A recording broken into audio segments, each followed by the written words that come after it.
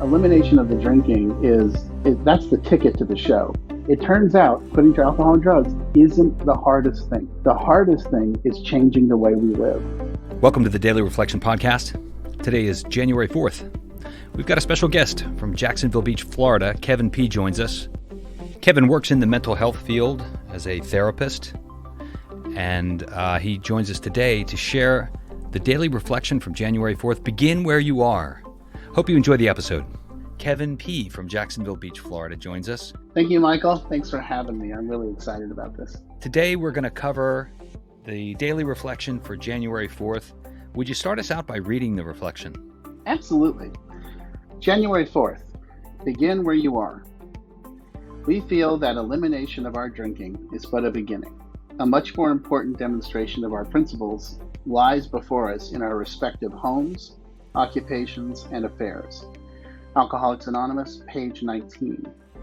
It's usually pretty easy for me to be pleasant to the people in an AA setting. While I'm working to stay sober, I'm celebrating with my fellow AAs our common release from the hell of drinking. It's often not so hard to spread glad tidings to my old and new friends in the program. At home or at work, though, it can be a different story.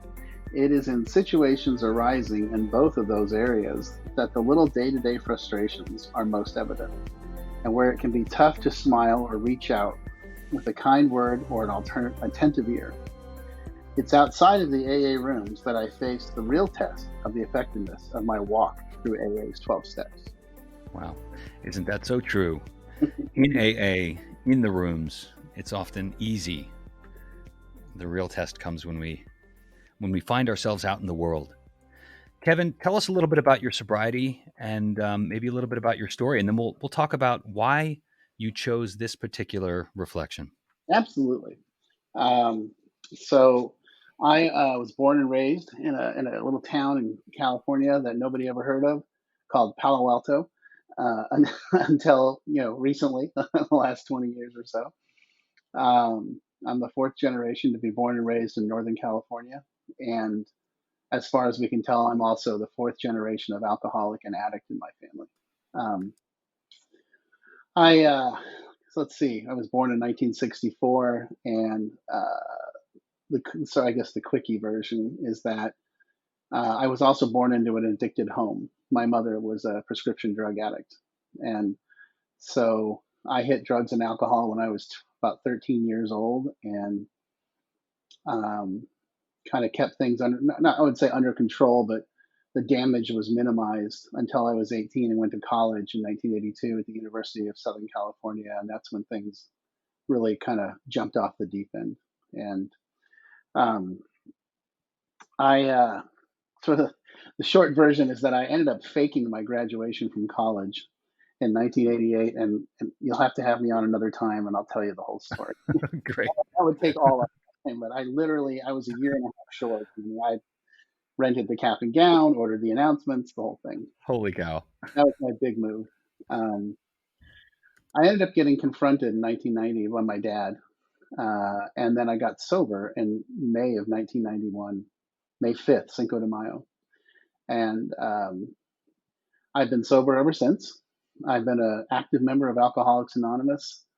I started going to meetings almost immediately. And one of the important things to always remember to say is that through the grace of God and the power of Alcoholics Anonymous, I did graduate from USC in 1994 for real. Congratulations. Then I moved to Denver, and in Denver I was in sales, and then got married and divorced, and then in 2007 kind of had a sort of another a moment of grace where I was miserable, and I was 16 years sober. I was 43 years old. I was making great money and had great things on the outside, but on the inside, I was miserable. And I sat down and talked to a good friend of mine in AA who was about the same age and about the same amount of sobriety. And what he had done, his name's Brad, and what he had done was gone back to school to become a nurse. And he was happy. And I had a long talk with him, and he said, the thing, Kevin, is that the people that taught us and mentored us in AA told us that, This isn't a 1 hour a day gig. This is an all or nothing proposition, right? And and these people committed their lives to helping others in one way or another. And so he's like, I just realized that, in the book, the big book, it says our job now is to be of maximum service to God and our fellows. And he goes, for me, that means, professionally as well. And so I ended up going back to school um, in January of 2008, and uh, starting a master's in marriage and family therapy and graduating in 2011. And now I'm a marriage and family therapist and it works with families that struggle with addiction and codependency. I still do 3 to 4 meetings a week. I have a sponsor. We work the steps. And in May 5th of 2021, I'll celebrate 30 years sober. Congratulations. Thank you. But at the end of the day, the formula never changes. You go to meetings, you get a sponsor, you work the steps, and your life changes. I hear that so often. And congratulations on going back to school and realigning your career. What an amazing gift to be able to be of service all day and in the program. Kevin, what does the reflection for today mean to you in your program? Begin where you are. I think the reason why I chose this, initially when I saw Begin Where You Are, I was like, okay, what the heck does that mean? And then when I read the piece from the big book, we feel that elimination of our drinking is but a beginning. That is the thing that you will hear me say over and over and over. I always tell people that elimination of the drinking that's the ticket to the show. That's the cost to get into the show, and that's about.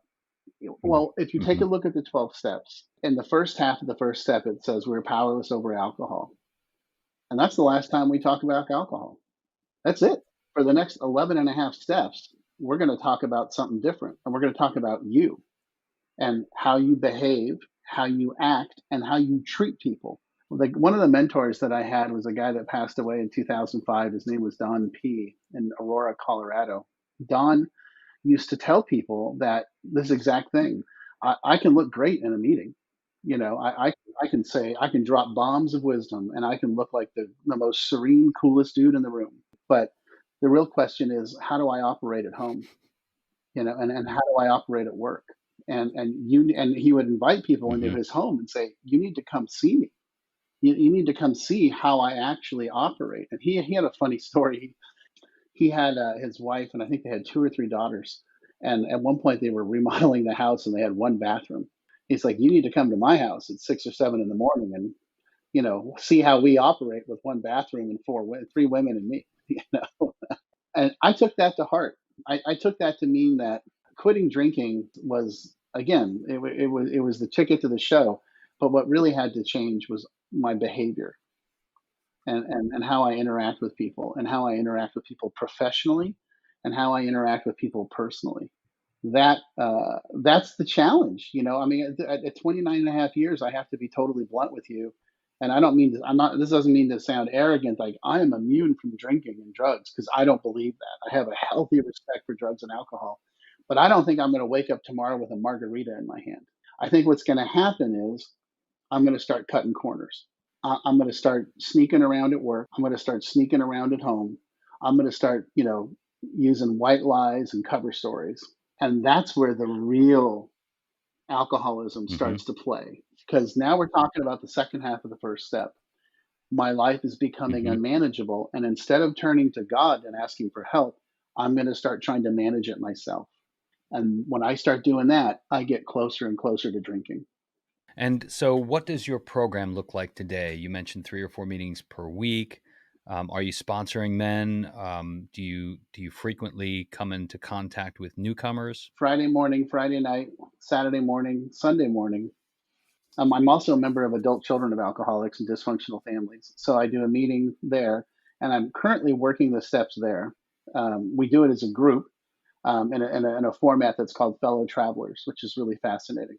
And then I have a sponsor. And his name is Will, and he's a great guy. And my wife and I moved from Denver to Jacksonville Beach, Florida, officially about a year and a half ago. And I kind of dabbled and played around. And Michael, I'm the kind of guy that my first sponsor back in Los Angeles said, you should never be left unsupervised.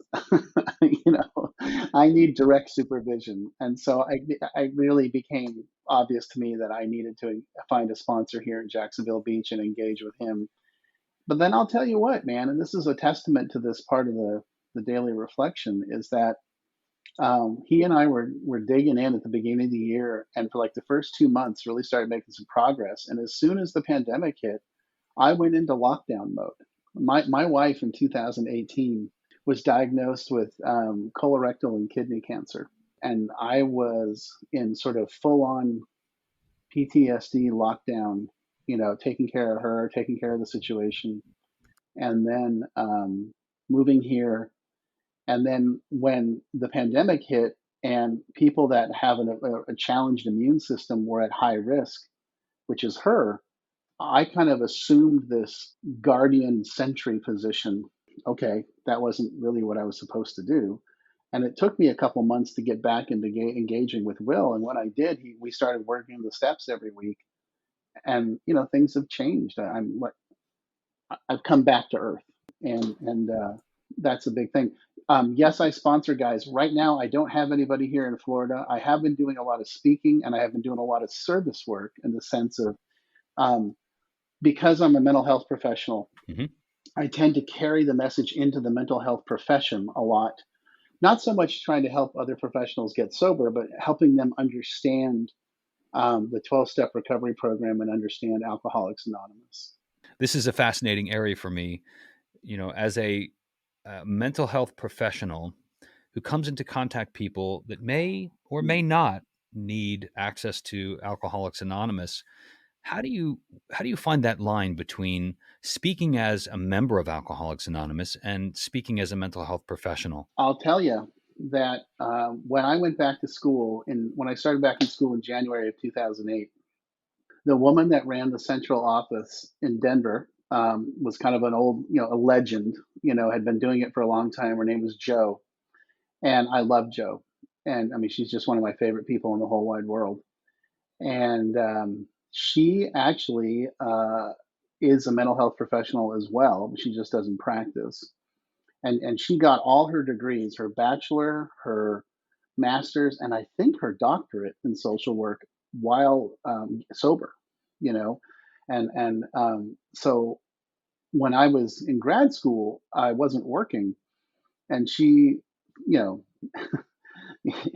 you know how AA service people are. She invited me to volunteer at Denver Central office, which was, hey, Wednesday, 1 o'clock, it's your slot. Be there next week. I'm like, right, yeah, I'm on it, no problem.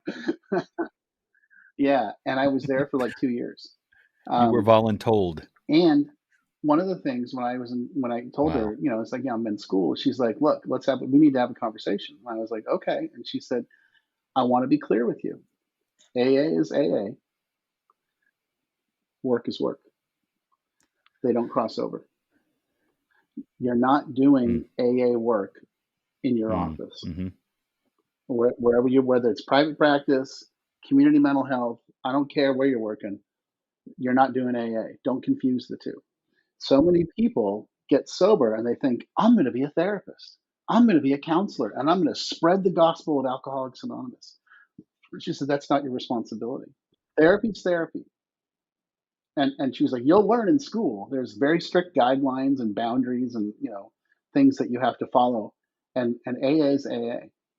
And I'll tell you that I actually said when I was in grad school, because they ask you, who do you want to work with, et cetera, et cetera. And I was like, and then they ask you, who don't you want to work with? And I said, oh, I don't want to work with alcoholics and addicts and their families. Those people are crazy, you know. And that's all I do, you know. But I'm very clear with them where I'm coming from, that I'm in long-term recovery. And I'll answer some questions. I don't go to meetings with my clients. I don't sponsor my clients. I don't interact with them on that level. Um, I will share a little bit of my Hmm. experience, strength, and hope, but I also help my clients understand that the method that I chose works for me. You have to find the method that works for you.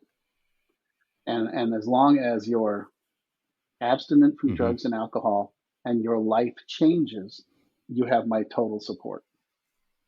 Yeah, I hear it so Mm-mm. often that AA is not the only way for a person to alleviate the problem that they have with drugs and alcohol, and there are so many different ways. Yeah, me I too. know that AA worked for me, and that's what I stick with. But so, what do you tell newcomers? What do you tell folks that you do encounter in the AA setting, not in the healthcare setting? What do you tell them when they ask about how to get sober? I thoroughly believe in the program of Alcoholics Anonymous.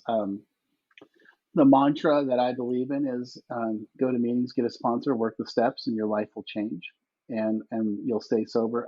What's interesting is that we live literally across the street from um, a sober living, and one of the guys was leaving and going back to his home, and he was like, "Do you have any?" And I walk all three dogs. We have three Boston Terriers. We have Bert, Blanche, and Stella. And we walk all three dogs, Mm, and the dogs go over and say hi to the guys. They're kind of the unofficial, therapy dogs for this treatment program. And one of the guys was like, "Yeah, I'm going back home." And he's like, "Do you have any wisdom for me?" And I was like, "Yeah." I said, "Ready?" And he's like, "Yeah." I said, "I don't care what's going on in your life. You go to meetings anyway." I said, "Look at me. I'm almost 30 years sober. I've been married and mm, divorced. I've been bankrupt. I've made a fortune. I've had houses foreclosed on, and I've bought many properties. I've had property of prestige, and I've lived on unemployment and student loans. My mom died. Um, I've had traumatic calamity in my life. It never occurred to me to not go to meetings and to start drinking." I said the thing when I always hear people that that every time I know someone that goes out, what I hear is all of a sudden the community, and I don't mean you got to go to a meeting every day and call your sponsor every day. I mean the sense of community and the accountability that comes with that sense of community started to filter away. So it was, I wasn't calling my sponsor and hmm. working the steps. I wasn't calling my boys. I wasn't going to the meetings. I wasn't hanging out with that crowd. I was just because let's be honest, Michael. I'm so busy. I am so busy. My first marriage came with a 2 and a 3.5 year old. Okay. So I always hear people, oh, we have kids and I have a full time job. You don't understand. I'm like, no, you don't understand. Those will be the first things to go. And so I always tell Hmm. people, you know, I don't care how busy you are. I don't care what's going on or why. You go to meetings, you get a sponsor, and you work the steps, and your life will change. Nothing gets in the way of that. Hmm. And I Mm. mean, It's it's great not easy, advice. but it works. Is there anything else you want to tell the audience before we begin to wrap up? Going back to the reflection, which I think is truly one of the great ones, for me at least, is that it's always easy to look good. I mean, I got sober in Los Angeles where people would spend hours in picking out outfits going to meetings. And let's be honest, that happens at everywhere. But it was LA, so it was kind of a show, and it was fun. But at the end of the day, it doesn't matter. What matters is that I show up and that I be genuine and authentic, as genuine and as authentic as I can be. At 6 months sober, my level of authenticity and transparency was one thing. What it is today is totally different. You know, but I showed up, and then you have to be willing to take the lessons you learn in Alcoholics Anonymous back into your personal life and back into your professional life and back into your friends and your family. You have to be willing to do that because the biggest challenge we have, it turns out, putting to alcohol and drugs, isn't the hardest thing. The hardest thing is changing the way we live. And when we change the way we live and we get dependent upon a higher power and dependent and become part of a community, you know, that's where the real change occurs. So powerful. Yeah. Yeah, and it's, for me anyway, it's working the steps in my life, and the having gone through the steps and getting to that 10th step, that ever critical 10th step. I think that's helpful. That's that daily spot check inventory where I get to look at, what I've done, what's my behavior like, and how is that aligned with the character defects that I exposed in the earlier steps. And am I Yeah. getting better about catching those defects of character before they create havoc? I think especially on the 10th step, one of the things one of my old sponsors taught me was that we all go through the day thinking, I'm fine. I'm good. Everything's cool. I handled that just fine. Um, but he's like, I'm not looking for the giant bomb drop lie, or I stole $1,000. I'm looking for the thing that you walked away from and you just had this inkling or this feeling like, I don't know if I did that right. Mm-hmm. I'm not sure that I'm not sure that was okay. Because that's where I want to talk about. Because the thing we do as addicts and alcoholics is we keep secrets. Mm-hmm. And when we start keeping secrets, that's when we start getting closer to the drink. Kevin, this has been a great conversation. I want to thank you for your time and for your service. Any plugs, or do you want to tell folks about the meetings that you go to, or please feel free? Sure. I do the 7 at 7 on Friday mornings with the Philly, Virginia, Florida crowd. My sponsor Will and his buddy Louie and his buddy Chris started this cool meeting, and I think those were offshoots of the Saturday morning, or the I forgot what they call it, to be honest with you. There's a daily meeting. I think it's out of Philadelphia. It's out of your Sunrise crowd. Semester. Sunrise Semester. And I love those guys. I love it. So we do that. I do that Friday morning. Friday night we have the Atlantic Beach No Place I'd Rather Be meeting. Saturday morning is the Philly men's meeting. Sunday morning at 10 a.m. is the Atlantic Beach men's meeting. And then, I start seeing clients Tuesday through Friday. So to be totally blunt, I'm on Zoom about 6 or 7 hours a day. So to zoom into another meeting and hear people talk about their stuff, it's like, I'm done. I get it. Kevin P., Jacksonville Beach, Florida, thank you so much for your time. I'll see you in the meetings. Hey, brother, thanks so much. I really appreciate it. Thanks for listening. If you enjoyed the content, please consider giving us a 5-star rating. That would really help us get the message out. Tune in every day for the Daily Reflection. Experience strength and hope. You can find us at www.dailyreflectionpodcast.com. Thanks, everyone. Have a great day.